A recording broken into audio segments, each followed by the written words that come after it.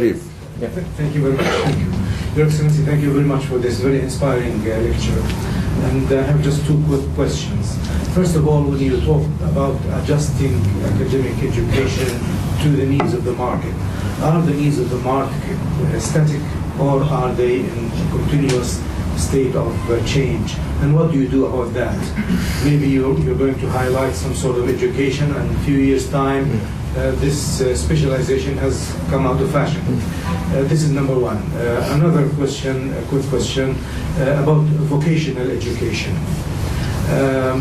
Of course, in our case, there is a problem with vocational education or training related to social sensitivities, related to people's resistance to taking vocational training.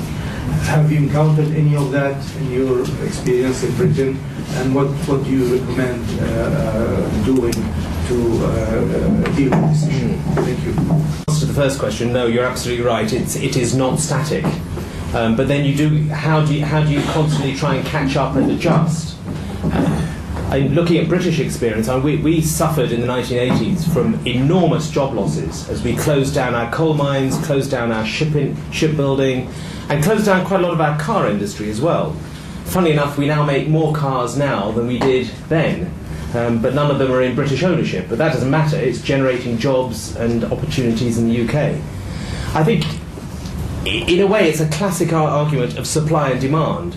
And the supply will catch up with demand as the demand changes. There is always the risk that you will produce too many doctors or too many engineers when actually what you really need is more IT engineers or more architects. I don't know, but eventually the market will correct itself. And obviously there's a risk that each student takes in the direction that they go for. But I also think there's a point which I alluded to there, which is that employers are not necessarily looking for people who have studied the subject that they're going to practice. I knew someone who was told at school that she should become a hotel manager. But she went on holiday and was told by someone, I own a hotel, I wouldn't dream of employing someone who has studied hotel management. Go away and study whatever you like. And she went away and studied Italian and art history, and she's sitting over there. And she's a great success, and I'm very proud of her. But I think the point is that they're not necessarily looking for people, they're looking for people who can demonstrate intelligence, analytical skills, leadership, communications, not necessarily what you want to go and then study. Employers should give people the knowledge if they've got the skills. I think that's one way of constantly catching up. The point about vocational education and prestige, I don't think it's a problem in the UK. Obviously people would prefer their children to go to Cambridge or Oxford, but they're not too bothered if they don't, if they're studying something which they are interested in and which gives them the prospect of employment. So I think and it's not necessarily important that you do medicine or engineering or something like that. I think we're a lot less prestige conscious about that. How you get round that, I don't know. There's a huge cultural shift there required, I think. Yep, can hear you. Thank you very much for your excellency. It's such a very interesting lecture, and thanks to Talal Abu-Ghazaleh Institute for allowing us to come and listen to you today. Actually, I would like to ponder on different points. First of all, I would like to answer my friend who asked what's missing in Jordan. Well, if I may say, it's not what's missing in Jordan, it's what's missing in the developing countries. It is passion. Unfortunately, the way we educate our children, whether at home or at schools, it kills our passion, and the passion is missing, and the passion is the driving force that makes us work properly and in the right manner. Also, there is something that you mentioned, Your Excellency. You said we should actually replace the empty minds with open minds. I would put it in a different way.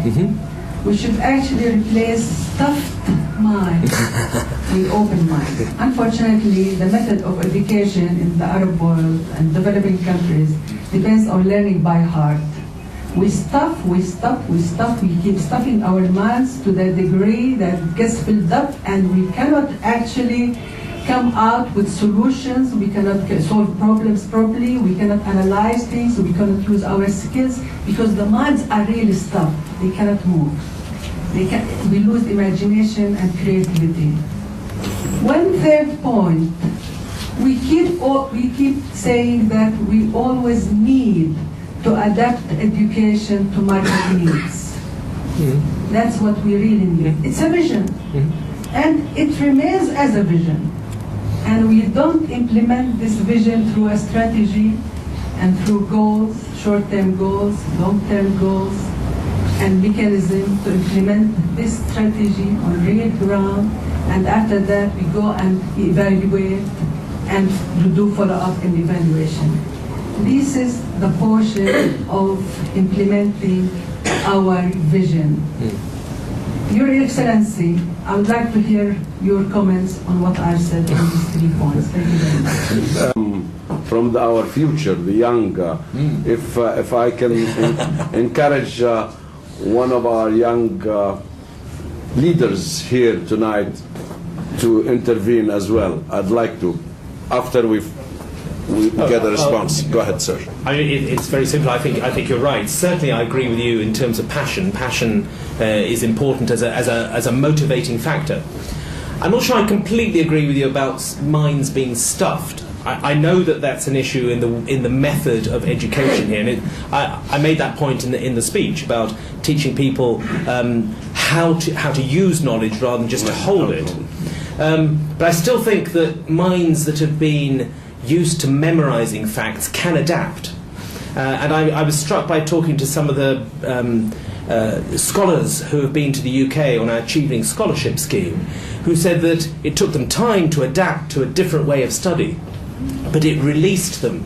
And so they might have been stuffed, but they were able to change and adapt. And I think there's an important point there about maybe try to change the style of education, because you can still adapt and grow people's ability by unstuffing them a bit. But I thought your points were very, very valid. And I'm the president of an NGO here called JADIL, the Jordan Cultural Association for Development Law. I'm very proud, if I to allow me to take a moment and say that I was a member of this organization, TAGI. I'm very proud of what I learned here. It's empowered me to become a better person and a better individual. We're proud of you. Thank you, Excellency. Having said that, I just want to make a statement of how much we appreciate the efforts of the UK government. Recently, I was selected to be John Smith Memorial Trust Fellow. Okay, and my project is exactly matching some of your needs, some of the points here. It's called People Are Our Dearest Resource. And it's a social NGO initiative from the grassroots to try to push in the directions of what you're mentioning. So I just want to make these statements. I have many questions, but I don't know where to start actually, because they are debates really, and I don't want to take from anybody's time. Just want to say how much we appreciate everybody's efforts, and I think if we work together, we can make a difference. Thank you. Thank you. A leading educator.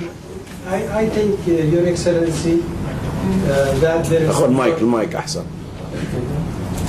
Your Excellency, I feel that there is some contradiction in the set of the statements that you have made. When you said that I don't appoint, for example, a student with a degree in hotel management to manage a hotel. But I think if you want to appoint an accountant, you have to take a person with an accountancy degree. If you want to appoint a person in economics, he has to have a degree in economics. If you want to appoint an electrical engineer, he has to have a degree in electrical engineering. So this depends on the type of employment that you are talking about. So if this is related to the social work rather than to the technical work, you cannot appoint a person related to IT if he hasn't got a degree or some sort of certificates on IT. This is the first point. The second point that, in the whole world, when we talk about higher education, whether in Jordan or in some other countries, even in Europe and in the United States, there is a problem in integrating the set of skills that you have been talking about in the curriculum. And unfortunately, most of the faculty members, even in the developed country, they don't have the skills to integrate those skills in the curriculum.